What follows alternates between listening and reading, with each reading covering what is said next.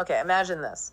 You step off a plane into a new country, you're full of aspirations, really hopeful, only to find yourself, well, kind of smack in the middle of a cultural clash right there in your own workplace. It happens. And today, we're really going to explore that. We're diving into a deeply human story. It's about immigration, it's about adapting to new cultures, and maybe most importantly, the profound power of gratitude. Exactly. And we're drawing from some really compelling experiences shared by retired Major Tariq Mahmood. These come from excerpts of his book, Don't Bite the Hand That Feeds You. Mm-hmm. And it offers such a unique window, doesn't it, into the immigrant experience, specifically in Canada in this case. It really makes you think. It does. So our goal for this deep dive is to, unpack some of the nuances of cultural integration. We want to understand the challenges, sure, but also the responsibilities that come with starting over somewhere new. And explore why showing appreciation for that new home, that new chance, is so vital. It's not just polite, it's foundational. Right.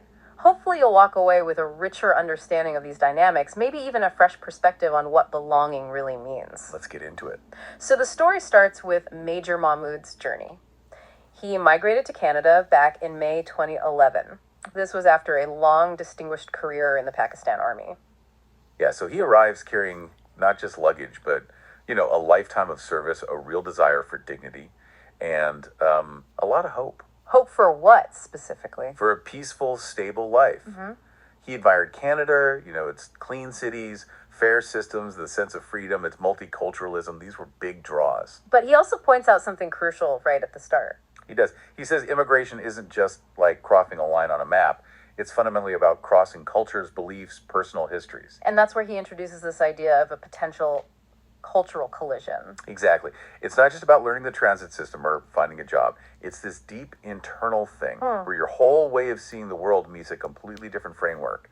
That's the collision zone. Okay, so let's move forward a bit.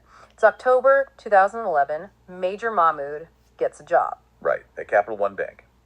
He's working as a fraud prevention agent. He describes a pretty standard office setup. Desks, shared spaces. And this is where the workplace becomes a sort of microcosm, right? He talks about how conversations would just naturally start up during quieter moments. Yeah, and his team was incredibly diverse. This is key.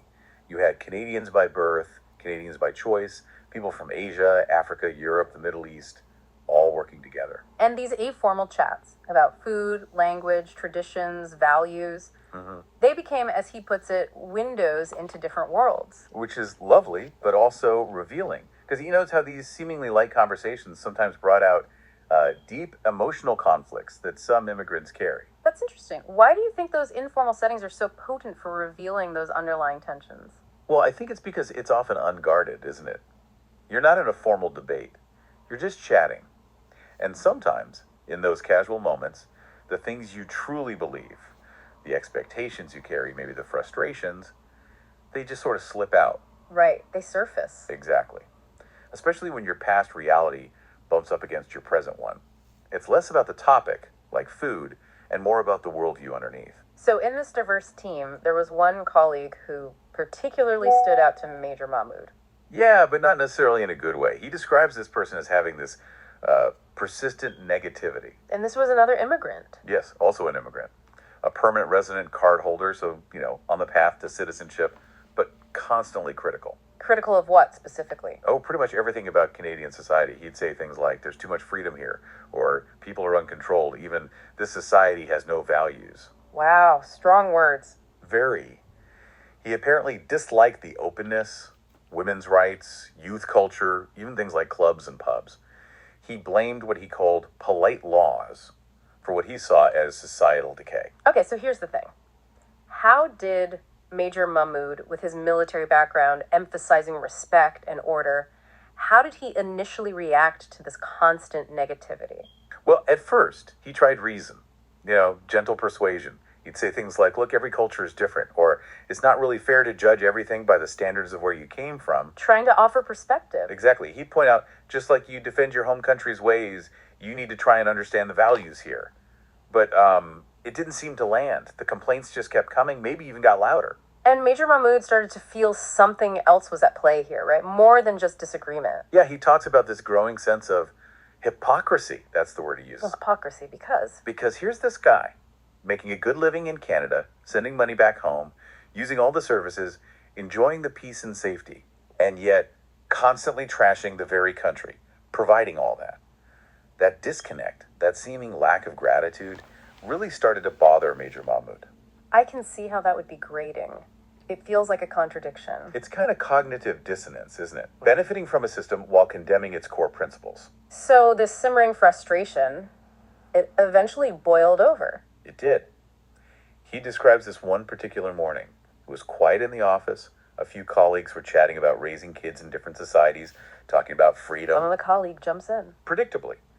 With what Major Mahmoud calls his now predictable rant. Back home we respect elders. Here, kids talk back.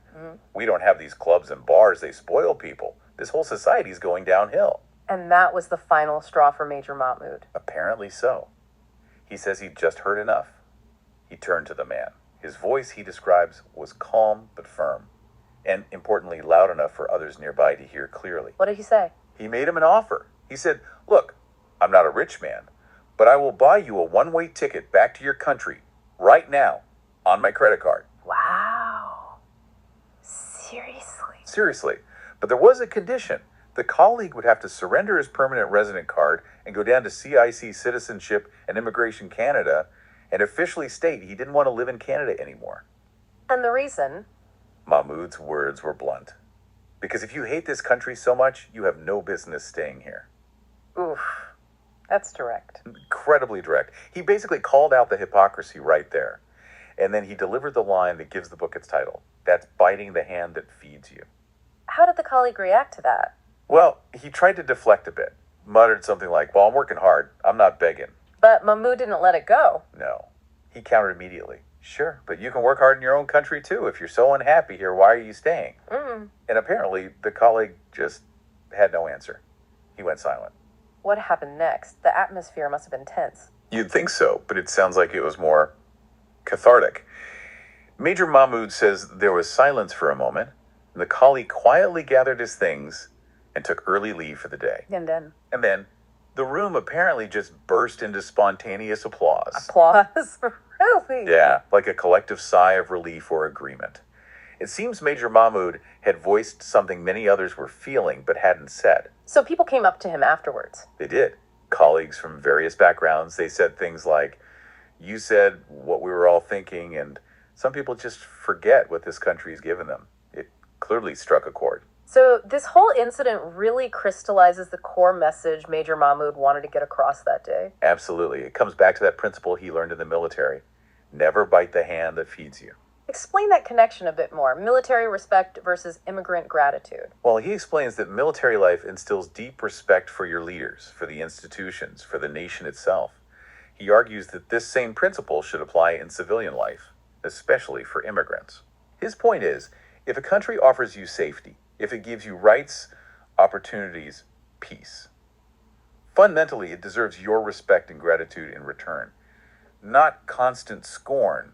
He sees it as a kind of reciprocal duty. It's about acknowledging the good you receive. Precisely. Now, you mentioned Major Mahmoud felt this wasn't just a one-off case with this one colleague. Right. He says sadly it wasn't isolated. He encountered others like him. He gives another example years later of meeting a young man. What was his story? Similar complaints, different angle maybe. This young man grumbled that Canada was too soft, that there was no discipline. He even said, "In our country, people fear the law," implying that was better. And Major Mahmoud's reaction. He asked the obvious question, "Well, if you feel that way, why did you come to Canada?" And the answer. The young man apparently mumbled something about, job opportunities and quality of life, the usual reasons. Which highlights the contradiction again. Exactly. And this is where Major Mahmoud identifies what he calls a pattern. He suggests some people leave situations of instability, maybe injustice, lack of opportunity. But once they get settled in a place like Canada, They don't adapt. they seem to just cling fiercely to their old worldview. They resist adjusting. Instead of integrating, they kind of isolate themselves, maybe mentally or socially.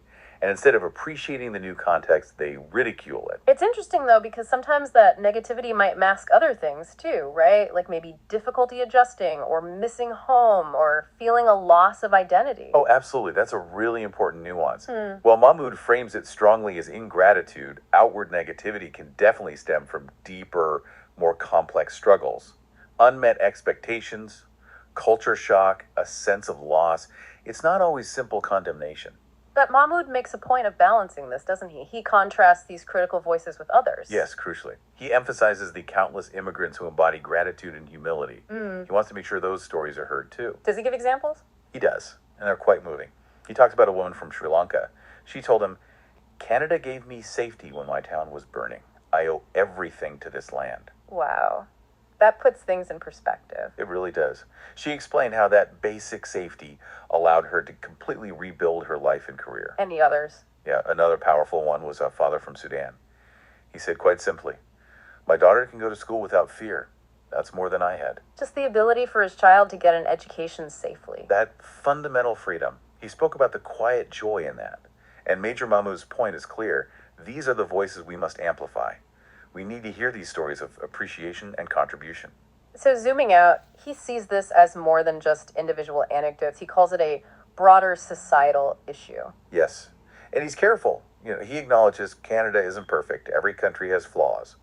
But he stresses what he sees as its core values. Which are things like fairness, offering second chances, welcoming people from really difficult situations, war zones, failing economies, repressive regimes.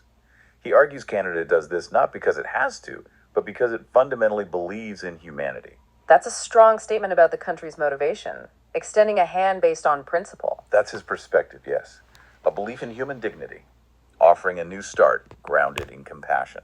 So, when faced with people who then, in his words, complain, criticize, exploit the benefits, then trash the very system that provided them, how does he ultimately label that? He comes back to that word ingratitude. And he makes a strong case about responsibility. The immigrant's responsibility. Yes. He frames it as a two-way street. It's not just about taking what's offered, but also contributing. Not just earning a living, but helping to uplift the community. Not just comparing negatively, but making a real effort to understand the new society. So it's about active participation and respect. That's the core of his argument. It's a moral obligation that, in his view, comes with the privilege of being welcomed and given opportunity. Did that colleague ever bring up his complaints again after the confrontation? Apparently not. Major Mahmoud says the topic was never raised again by him, at least not within earshot. But the message clearly was delivered. And the lasting lesson from this deep dive seems pretty clear. I think so. Gratitude isn't bound by borders. And whether a country is the one you were born in or the one you chose, it deserves a measure of respect, especially if it's providing for you. His final call is really to adapt, integrate, and always appreciate. He also has that quite provocative line you mentioned earlier, you can criticize with love or you can leave. Yeah, that definitely makes you pause and think. It really does, and maybe that's the final thought for you, our listener, to mull over. As someone curious about the world, what is the difference between constructive criticism, the kind born from genuine care and wanting things to be better, and just outright scorn or negativity? And maybe thinking beyond that, in our world that's so interconnected now, what does genuine integration actually look like for someone starting fresh? What does it mean beyond just, physically crossing a border? Something to consider.